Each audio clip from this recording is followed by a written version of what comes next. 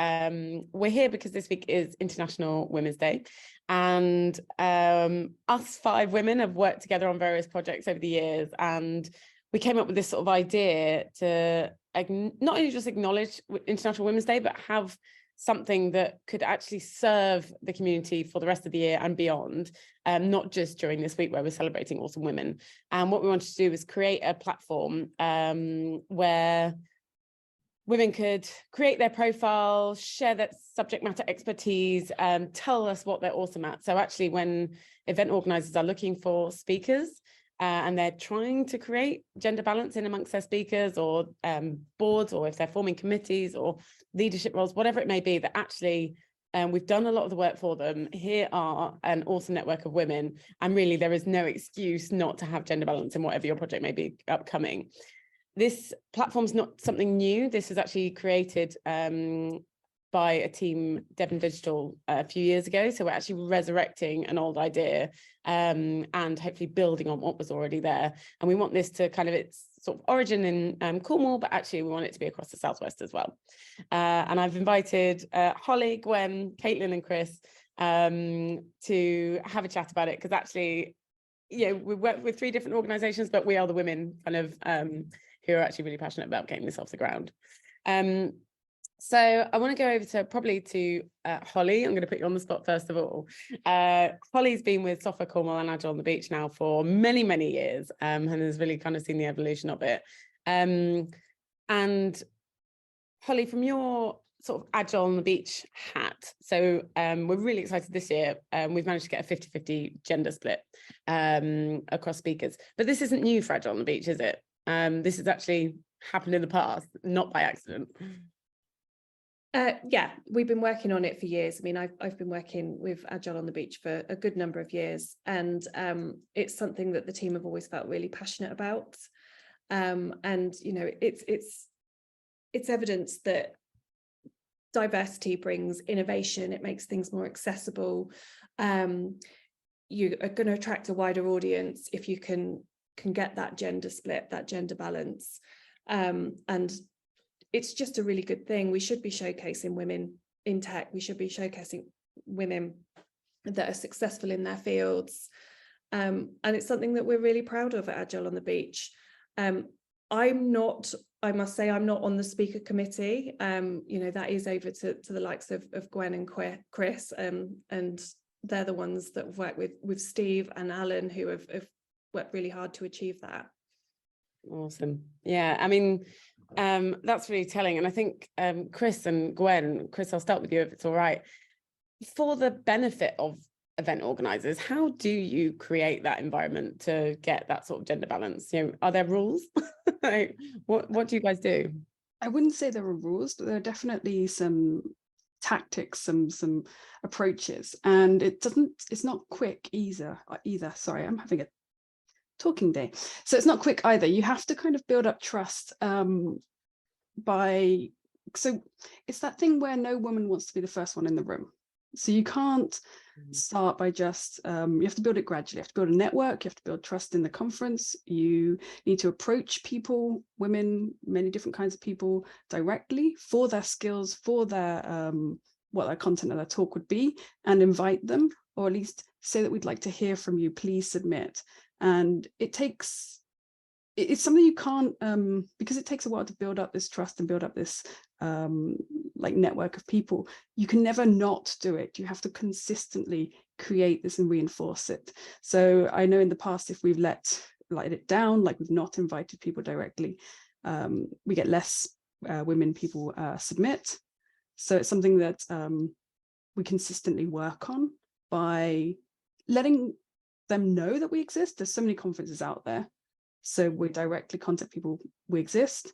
Here are people we've had in the past. You will fit here. We'd like you here. And yeah, it's an ongoing piece of work. Yeah, that's so helpful. Thank you. It's intentional, I guess. Intentional, definitely. Yeah. It never happens by accident. Exactly. I mean, Gwen, you've spoken at sort of tech events in the past. Is it becoming normal to have a sort of gender split? Are you finding in your sort of network, you're kind of reaching out? Are people advocating? What's sort of happening? I think it's getting better. Where it is getting better as well is if it is like a heavily male conference, then a lot of men won't speak either. They're like, hey, this conference is very male and very beardy. I don't actually want to speak here. Will you sort it out? So I really appreciate when men call it out like that, because we do need their support to be able to like grow in our careers, I think, by getting diverse lineups. So yeah, it's really good. I think one thing to call out about Agile on the Beach as well is I was invited to another conference, and the other conference looked at all the people that spoke at Agile on the Beach because of our lineup, because of our really diverse lineup, and invited people from there. And very much, we work very hard on diverse keynotes as well. And having keynotes that are diverse really feeds into the rest of the conference, I believe. So yeah, and this year we have Lisa Crispin and Janet Gregory, which I'm so excited. They're two of my favorite people in tech, women or not. And yeah, it's going to be amazing. That's awesome to hear. Thanks, Gwen. Yeah, and it's a testament to the speaker committee, and obviously there's a whole team behind Agile on the Beach as well, and it's led up by Steve as well, and I know he's really passionate about this as well, and helps to create that culture of diversity. As Chris said, it doesn't happen by accident. You know, it has to be intentional. Caitlin, just before we started recording, you mentioned some really interesting some experiences you had. I wondered if you just want to sort of build on those, share that. Yeah, I think, so I run an organization called Tech Women, which promotes women in technology, engineering, and creative digital spaces. And because we know a lot of those women, I regularly get asked, oh, how can we get more women involved? Or do you have any women that can come and speak at this, whether or not it's events or actually schools? I get a lot of schools asking. And I think when you're talking about, especially going in with schools, if all teenagers see or young people see is men coming in to talk about tech and women coming in to talk about other careers, you really don't, you start to form those things of, okay, that's a boy's job, that's a girl's job, and they already have those biases set in. So actually though, when you do get women that work in these spaces coming in and saying, I work in tech, it starts to challenge some of the perceptions that they might already have, and starts getting them thinking, oh, I thought I couldn't do it, but maybe I can. And so I think it's, a list like this as well means that actually I don't have to keep all of those names in my head personally. So I'm really a big fan of this. I think that's the problem too, is you get the same people all the time. So you get a couple of people that put their hand up, that are happy to talk, and they're like, great, you're the woman in tech for Cornwall. So then you just get invited, and you can't possibly speak at all these things. And everybody, there's so many amazing, talented, really good speakers out there that just people don't know that they could do it, and so they don't get a chance. And we've seen it at some of the events that we host, where it's the first chance for a woman to come stand up and talk, and they've never been invited to before, and they do amazing. They're really, really good, but they've just never been asked. I think the other thing too is really giving women a chance to talk and being invited to talk because they're subject matter experts. So one of the things I find really frustrating is when you're asked to speak because you're being tokenized.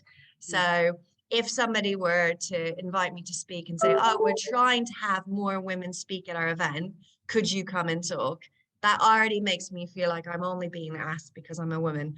Whereas if people say, oh, we really like that talk you gave on inclusivity, it was really good, could you come and deliver that again? That makes me feel like I'm being validated for my ideas, for my thoughts, and my contribution to the conversation, not just because they want that diversity. So I think a list like this is brilliant, because for organizers, it means that they can look at people by their subject matter and their expertise, and they can invite them based on that.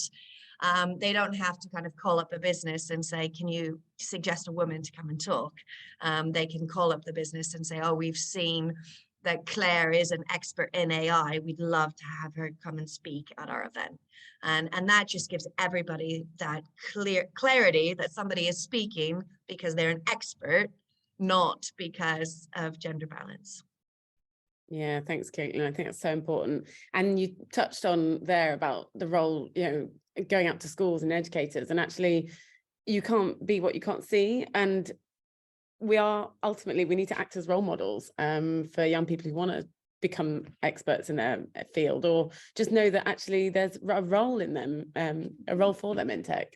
Well, and I think as well, just on that point, like it's not just for kids too. I think, it's a really good point made earlier. If you don't want to be the first woman in the room, and if you go to an event and all of the people speaking at the event, all the experts in the subject space are all men, and you're maybe new in the career, or you're the only woman, or you're 10% of who's at the event, it can feel uncomfortable. The power dynamics can be a little bit weird.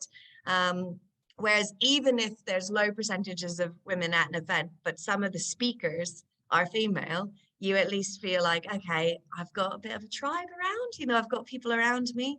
And I've seen it in kind of health tech spaces, but also in AI talks, when you've got a panel of all kind of white men talking about what inclusion and AI would look like, it just doesn't really ring true.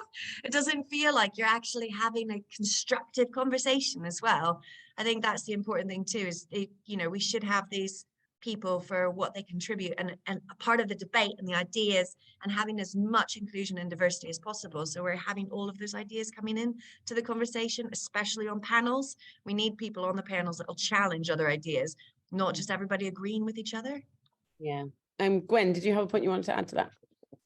Yeah. So talking at schools is one of my favorite things. I haven't done it in ages, like pandemic and stuff like that. But being a woman and going into schools and talking about tech, being able to see the difference that you're making to some of the kids. So going in and talking about like how we don't have gendered toilets in our offices, and how it's okay to be who you want and stuff like that. And when you're seeing an alternative girl in the corner being like, man, it can make a huge, huge difference. So if you haven't gone in and spoken at schools, like, I'd highly recommend it. It's amazing. Oh, thanks so much, Gwen. That's awesome. I guess my question to all of us, to all of you as a team and out there as well, is we talk a lot about subject matter experts, but how many of us actually feel like a massive imposter, even if we really do know a lot about a subject? So does anyone have advice if, and there's two things here, actually, the two threads is, I've always felt like I'm not a woman in tech because I'm a woman that works on the peripheral of a tech company.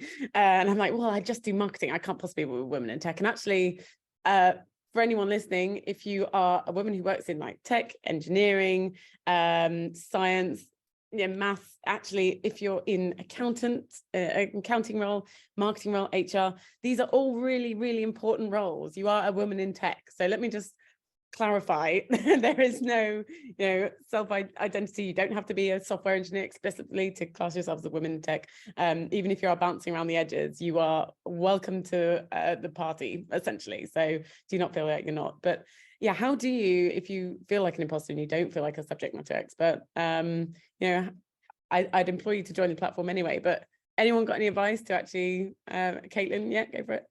Yeah, I think this is something we actually talked about on their Digital Uplift program last week, about my own journey going on. Similarly, Nikki, I used to introduce myself, even though I was the director of a software company, I used to introduce myself as, I'm the non-technical person. And it wasn't until I was actually at a conference and sat down and talked to a person about kind of AI and aerospace for about 20 minutes after introducing myself that way, that afterwards they were like, why did you introduce yourself as non-technical? You just talked about AI applications in aerospace for 20 minutes. Just because you're not writing the code doesn't mean you don't have a grasp of the technical, the technology, the applications of it. And actually, a lot of the people, when you say it, they're kind of on the peripheral. They're a part of the tech companies. They're a lot of the people that think about how it'll be applied, what the clients are going to need, what the customers are going to need, how tech can actually make money. A lot of those things, they have to understand the technology inside and out, oftentimes, to be able to do that. And I think regularly, those are some of the interesting conversations we should be bringing to tech events. It'd be really great to have speakers at a startup event actually explaining some of the accounting things that most startups don't understand. A lot of those things are really important conversations to bring to it. So I think the big thing is get started by talking on a subject you're comfortable in the tech space to build up your confidence, and then ease your way into some of the more technical conversations. So you can just build up the confidence on speaking first on a subject that you feel confident in, and then you can push the barriers a little bit into some of the other areas. I wouldn't do your very first talk ever on a topic that you don't feel confident in, because it'll just knock your own just enthusiasm for the conversation. So, but I think you can kind of work your way into it. I think writing is also a really great thing. So you can start by writing blog posts on a subject matter and start to get feedback from people on that, and start to build up your own confidence that you do have knowledge in the space. I think that's a great idea. And certainly at Software Cornwall, we always pride ourselves on the fact that our events are really, really informal. And if you want this to be your first speaking gig, we will work with you to actually provide a safe space, because most of the people in the audience have also spoken at our events. So, and somebody once told me that nobody wants to see you fail. And I always think the caveat is if you're a stand-up comic, then people want to heckle you. But ultimately, you're in a room full of friends. And people are just really, really interested in what you've got to say, whether you think you're an expert or not.